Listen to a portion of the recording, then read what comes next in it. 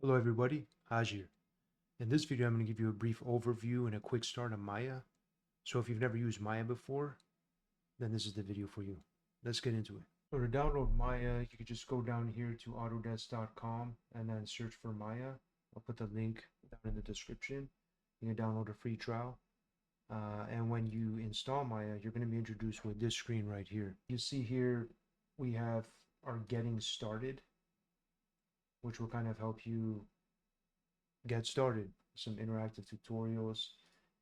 They have a learning path where you can watch some of Autodesk's tutorials for Maya. Recommend going through it if you do want to get, a more proper Autodesk introduction to Maya.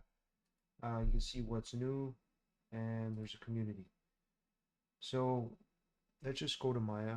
Click here, go to a new, or just go up here to the top right and go to Maya. And here we have Maya. We have the main 3D viewport. Over here on the right, we have our channel box. At the top, we have a menu of items. And our outliner's on the left. So, just like Blender with the industry compatible key map, this is kind of what it's based off. So, Alt left mouse will give you your orbit. Alt middle mouse will give you your pan. Alt right mouse will give you your zoom. And on the right, you'll see that there's these tabs. And right now our UI is kind of small. So what we're going to do is, how do we make this bigger like we did in Blender? All you got to do is you go to Windows, Settings, Preferences, Preferences. There's two ways to get to their preferences here. You can go here, or there's also in the bottom right, there's this little icon of this guy running, the orange one with the cog gear. You click on that. That'll take you to your timeline preferences, which is the same as Windows Settings, Preferences. This will change, 24 frames per second. Alternatively, you could change your frames per second and your frame rate right here. But if we go here to our settings, we'll see that we're in centimeters. We're on y-axis up. I kind of stick with the default. So if we go up here to our interface, and if you scroll down to the bottom, you're going to see interface scaling, and here you could use your custom scaling. So we'll just bump it up to 200%, save it, and with Maya you got to restart your Maya to get it to show up. So you see after we restarted Maya, our screen is bigger. If you want it even bigger, you can just adjust the DPI and the resolution on your monitor. So in Maya with our viewports, you can see up here in the top right, we have our modeling viewport, our UV editing viewport, XGen viewport, that's for the hair. But if you go to your general viewport, that's pretty much the one that you should stick to when you're first learning Maya. Like the expert viewport is kind of like, there's a hotkey in Maya, like anywhere in the viewport, if you hold down spacebar, you can basically select your menu items here. Like, so if I want to create polygon primitives cube right here, you could do that pretty much in any viewport if you hold it down. If you tap spacebar, that'll take you to your orthographic views. Now, if you have your mouse hovered over a specific viewport and you press spacebar, it'll maximize that viewport. And the same kind of goes in the top left. If you'll see here, you have a modeling menu. If you go to rigging, you'll see this has changed. Whatever's highlighted in green is basically whatever is new in the Maya version you're using. Say we are in our rigging menu, and there's a lot of tools here as well. You can go here to your rigging tab, and here you'll kind of see your joints and nulls and things that you need for rigging. If you did take this cube and you wanted to scale this cube up, and we want to add, like, say, some subdivisions here, some subdivisions here, and some subdivisions here. If you wanted to add some joints, you could see here there's a create joints, and you can always go to your orthographic views here in the top right. Let's F the frame and say we wanted to create a joint, or an IK handle, or whatever rigging tool we want up here. Say we want to create a joint. You'll see that you can't really click anything. It's not working.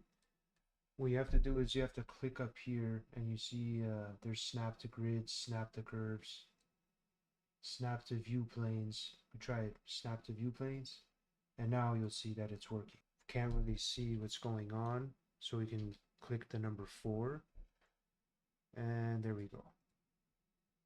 And we'll finish our joint chain and click enter. So you'll see that we have, you know, a basic joint chain here. Now there's other ways to view this. So if we go to 5, there's a little buttons here, two little icons here at the top. You could see we have our wireframe mode, smooth shade, use default material. See this icon right here, X-ray joints.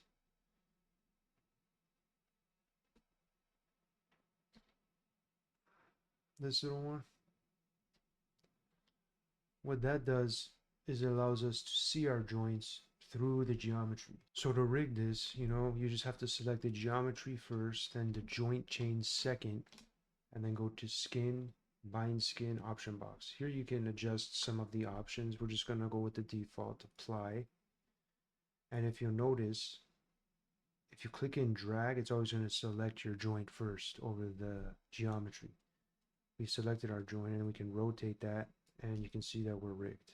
So now you can undo this, like if you don't want that rig, or another way is you just go back to your geometry, select your geometry, and go to skin, unbind skin, and now we're back to an unrigged model. Again, we want to rig this, so we're just going to apply this and close.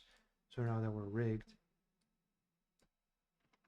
so now if you did want to paint the skin weights of this rig, what you would have to do is first select your geometry and then go to skin, paint skin weights, option box. What you'll see is you'll have some features here to paint your skin weights. If you do want to dock this into your viewport right here, you could just click and drag, and then once you get the blue divider highlighted, then you just drop it and you can have it right here. The other thing to note too with Maya is right click.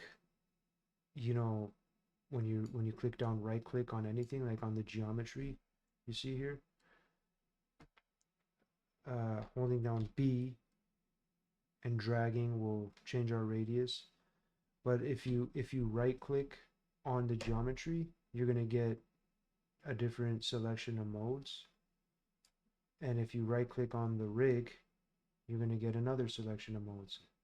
Now the interesting thing too with Maya is if you shift right click on something, you're going to get a whole nother menu set.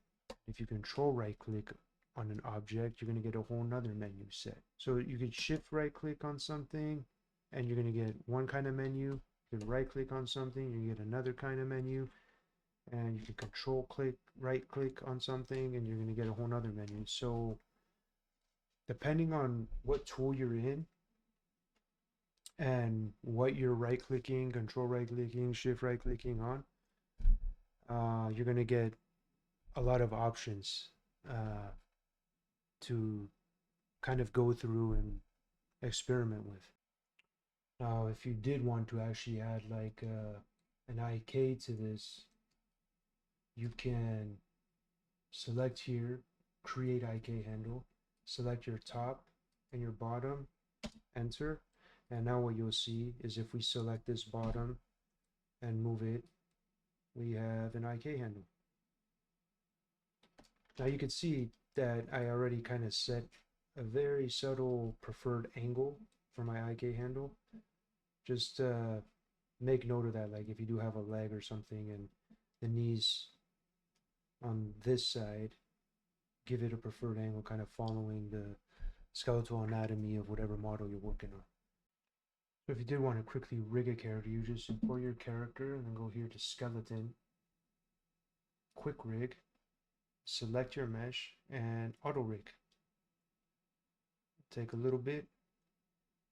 What you'll see here is that our character is rigged. Now it's not perfect, you know, but if you want to fix those knees, you can go here to step by step. Let's adjust this to a watertight mesh and create an update. You'll see these are kind of like steps. Step 1, step 2. Now you can kind of go in here and, you know, adjust your guides here. You see like the left leg? We can kind of make that a little bit more, have a preferred angle. Move these forward a bit. We can move these. So these are the foot. Move these back a bit.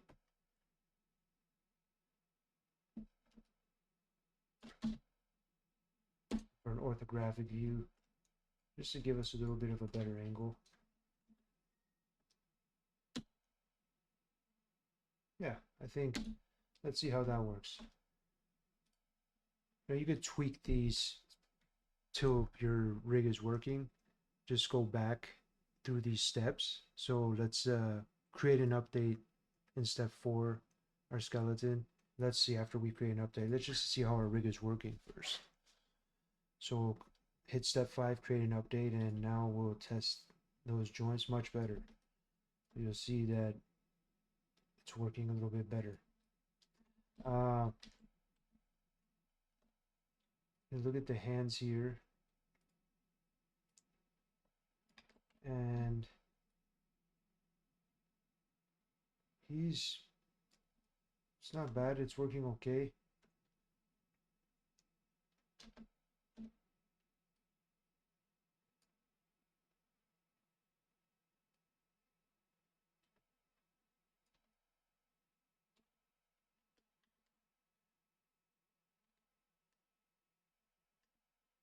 His head's working.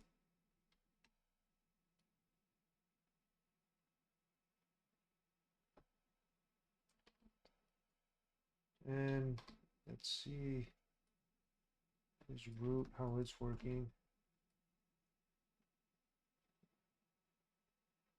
So you could come up with a rig pretty fast.